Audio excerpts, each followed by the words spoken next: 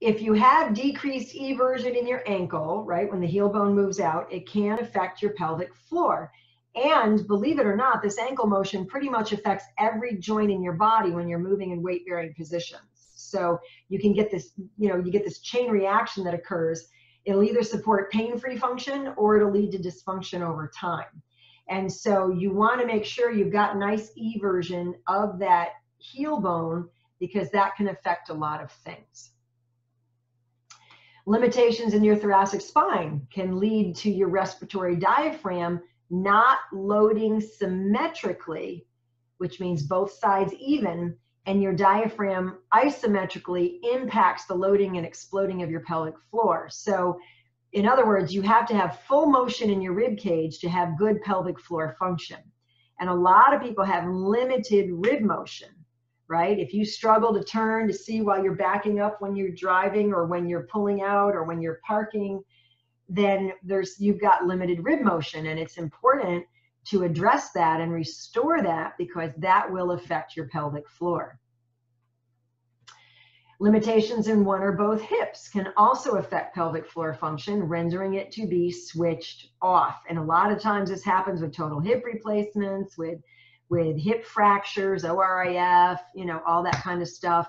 Anytime anybody has been forced to be non-weight bearing, maybe having a bunionectomy, having a total knee replacement. Now that's usually not non-weight bearing, but it will radically alter your gait on one side. You're not going to be putting a lot of weight on something that just had a traumatic, massive surgery to it, right? So that can affect your pelvic floor and lead to some weakness.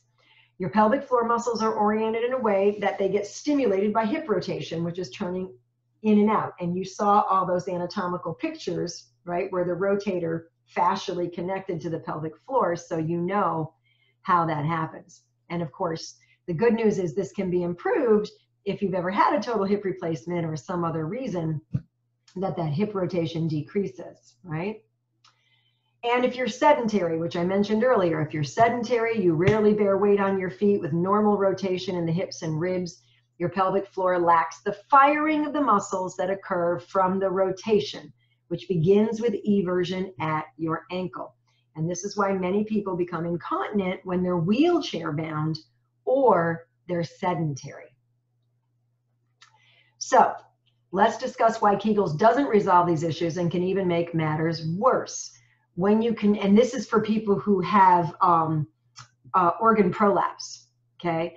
Kegels can actually make the problem worse. When you contract the sphincter muscle all day by consciously thinking about it, you will rarely see any restoration of function. And why? I'm sure you all could answer this question, right? The pelvic floor muscles function as an automatic subconscious and submaximal function. Studies show when the hips are shut down or not working, or the thoracic spine isn't functioning normally, pelvic floor dysfunction is the result. Movement turns on those proprioceptors. That's the nerve cells that are concentrated in your joints and tell your muscles what to do, which turns on muscles that need to react subconsciously to support the bladder.